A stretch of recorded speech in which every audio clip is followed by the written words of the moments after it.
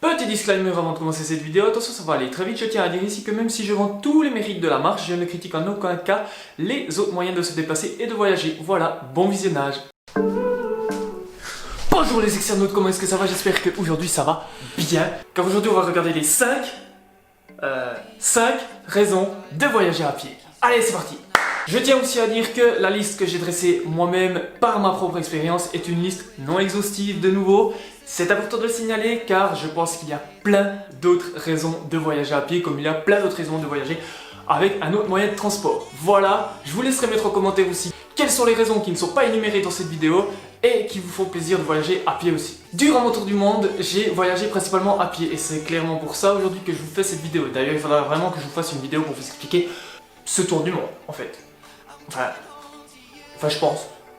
Le premier point, c'est que vous rencontrerez un nombre incroyable de personnes.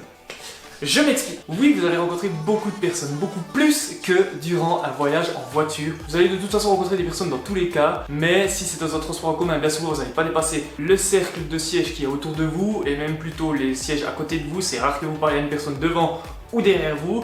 Et puis en voiture, quand vous descendrez de la voiture, vous rencontrerez du monde. Sinon, dans la voiture, on ne rencontre personne, ok? Si ce n'est peut-être un autostoppeur de temps en temps. À pied, le gros avantage, c'est que vous rencontrez du monde tout le temps. Je vais vous expliquer une petite journée type que j'avais durant mon tour du monde. Donc c'est une journée parmi tant d'autres. Il faut vous dire que chaque rencontre que vous allez faire est une petite aventure. Voilà, pour vous donner l'exemple, vous vous levez le matin. Vous allez commencer à marcher dans la direction où vous devez aller. Et tout d'un coup, vous avez un petit doute. Vous vous dites « Ah, je suis pas sûr là ». Qu'est-ce que vous faites? Vous allez demander à quelqu'un. Donc déjà là, c'est une potentielle rencontre qui s'amorce, ok? Peut-être que ce quelqu'un il ne saura pas parce qu'il ne sera pas de la région ou il sera de passage ou bref. Vous allez demander à quelqu'un d'autre. Puis ensuite vient l'autostop qui est 99% des rencontres hyper agréables et bienveillantes envers vous. Si je vous expliquais tout ce que j'ai eu en faisant de l'autostop, vous ne me croiriez même pas. Les gens vont vous prendre donc au bord de la route et vont vous amener d'un point A à un point B. Est-ce que j'ai besoin d'expliquer l'autostop? Je ne pense pas. Il faut juste vous dire que là, à chaque fois, vous allez avoir bien plus que juste de l'autostop. Même si la personne vous prend et que vous ne faites que parler avec cette personne, vous allez apprendre des choses de cette personne, vous allez apprendre des choses sur son pays, vous allez apprendre des choses sur sa vie, vous allez apprendre des choses globales qui vont enrichir votre culture générale et votre compréhension du monde. Et ça n'a pas de prix. Les petits plus en autostop, c'est évidemment que les personnes peuvent aussi vous donner des choses. Combien de fois moi j'ai reçu de la nourriture, des boissons, des choses pour m'aider. Ça, c'est vraiment le top. Ensuite, vous allez arriver dans une ville. Voilà, dans une ville, les gens ont tous l'air froid. Alors je vous conseille un truc. Brisez la glace. Donnez-vous la peine de vous aller faire le premier pas pour aller parler aux gens dans les villes. Les gens n'ont normalement pas besoin de vous, c'est vous qui avez besoin d'eux, ok?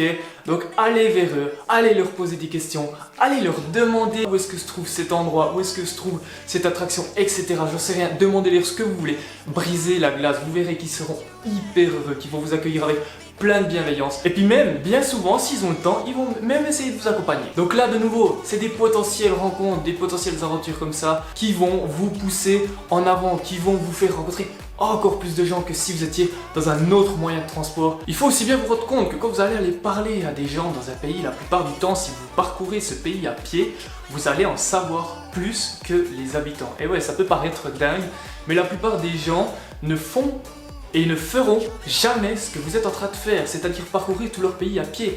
Je veux dire, combien d'entre vous qui regardez cette vidéo avez déjà parcouru votre pays à pied? C'est pas péjoratif, c'est juste une vérité, c'est juste un fait. La plupart d'entre nous n'avons pas le temps de voyager à pied et c'est bien dommage parce que c'est quelque chose de merveilleux. Donc sachez une chose, en arrivant vers ces personnes, le but c'est pas de leur dire « Ah non, là t'as tort, là t'as raison ». Le but c'est de se rendre compte que vous allez savoir des choses que vous pouvez garder de côté pour vous et puis certains habitants vont vous dire l'inverse. Si je prends un exemple flagrant, j'ai eu beaucoup de personnes au Japon qui me disaient « Ah, faut oublier, le stop ici ça fonctionne pas ». Mais il faut savoir que les Japonais, et ce n'est pas péjoratif une fois de plus, sont des personnes assez réservées. Donc je pense que la plupart des gens qui m'avaient donné ce conseil n'avaient jamais essayé de faire du stop au Japon.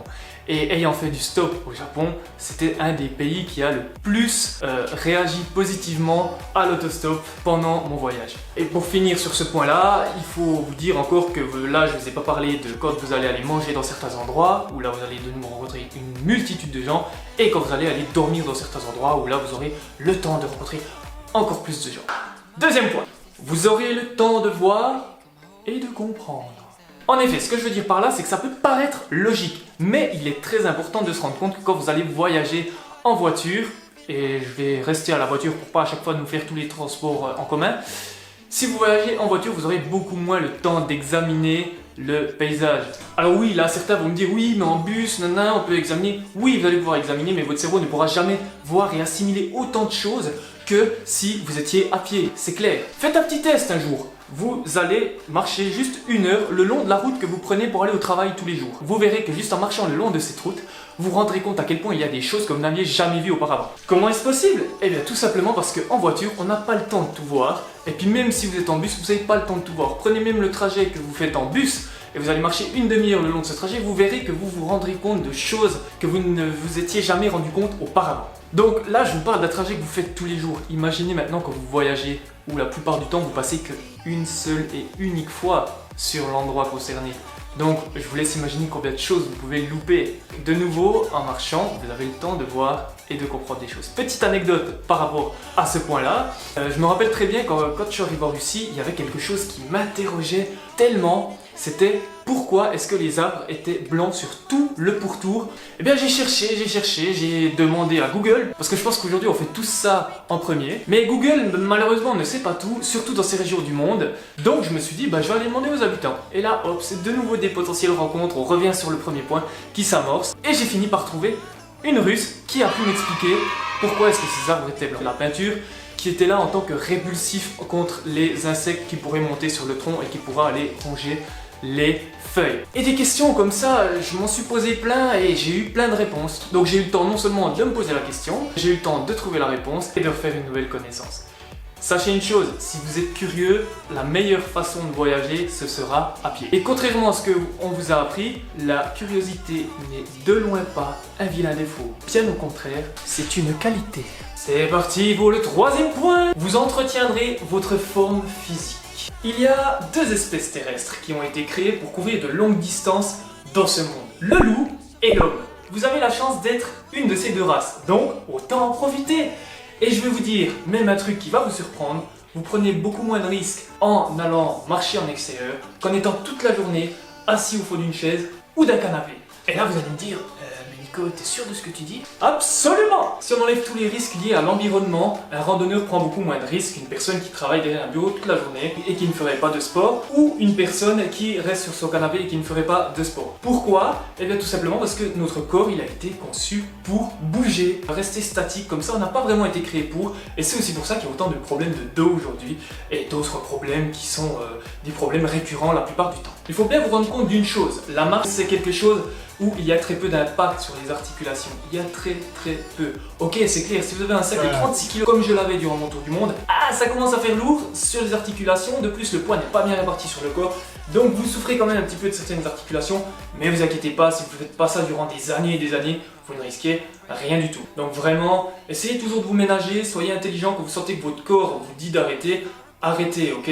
C'est bien de se dépasser, mais quand vous devez faire des kilomètres et des kilomètres chaque jour, ça sert à rien de se dépasser tous les jours, vous allez vous tuer. Comme disait l'autre, si tu veux aller loin, ménage ta monture. Et bien ta monture, quand vous marchez, c'est vos pieds. En marchant donc, vous développerez 1. Votre endurance, 2. Votre condition physique, 3. Votre coordination, et 4. Ce qui nous amène au point suivant, votre état d'esprit positif. Quand vous allez marcher, il faut bien vous dire que vous allez être exposé aux éléments, qu'il fasse beau, chaud, froid ou pas bon. Par conséquent, vous risquez de tout prendre sur la gueule.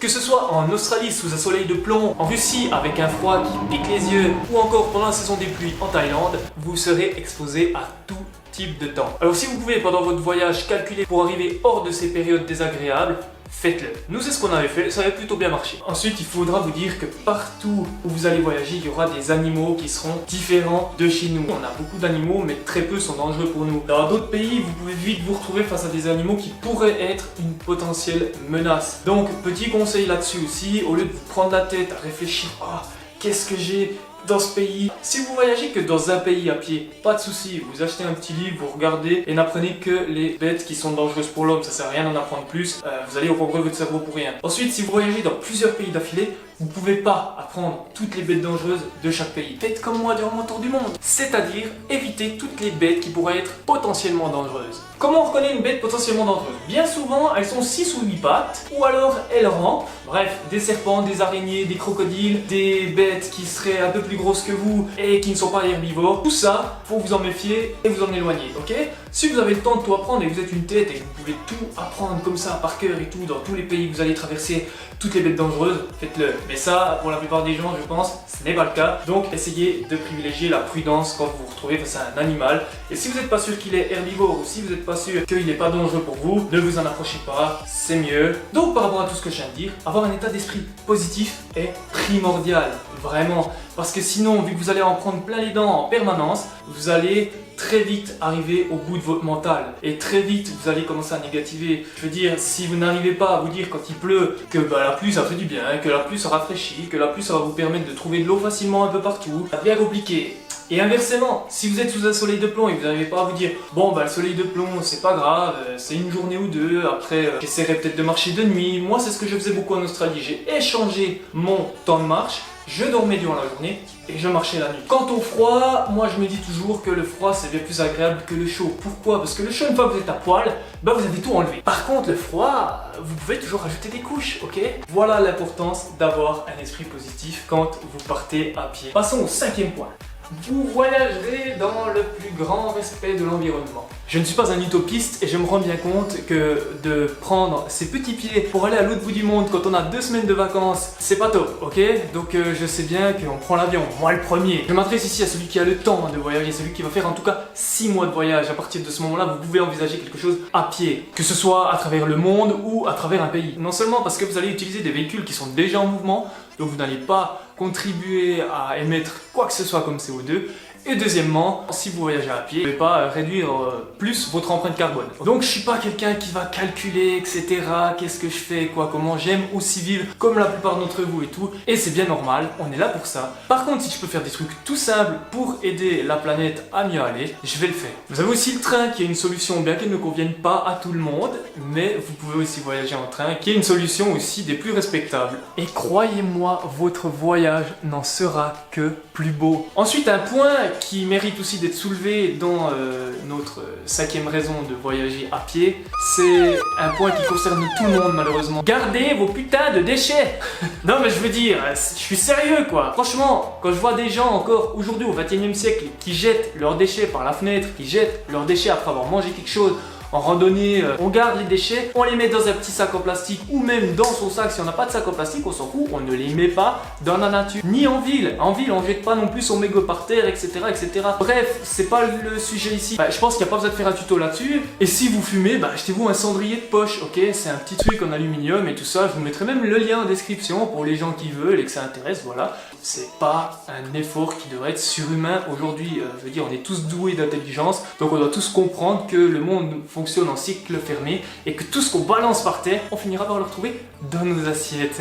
C'est délicieux, hein? Je sais bien que sur ce point, la plupart d'entre vous sont déjà sensibles, mais je parle ici vraiment aux gens qui le font encore. Donc je pense qu'au 21e siècle, on doit tous réussir à garder ces déchets jusqu'à la prochaine poubelle, non? J'espère vraiment que cette vidéo vous a apporté quelque chose. Je vous mets en description, comme je vous l'ai dit auparavant, les cendriers de poche pour ceux que ça intéresserait. N'oubliez pas de me mettre en commentaire ce que vous aimez quand vous partez voyager à pied ou alors que vous partez faire une randonnée durant un week-end ou même une journée. Et surtout, pour tous ceux qui n'ont jamais encore franchi le pas de voyager à pied, faites-moi le plaisir de partir à votre prochain voyage à pied, même si c'est tout seul, fichez-vous-en, franchement vous verrez, c'est le top. Enfin bref, ce sujet, ce sera pour une prochaine vidéo. Donc moi je vous dis ciao.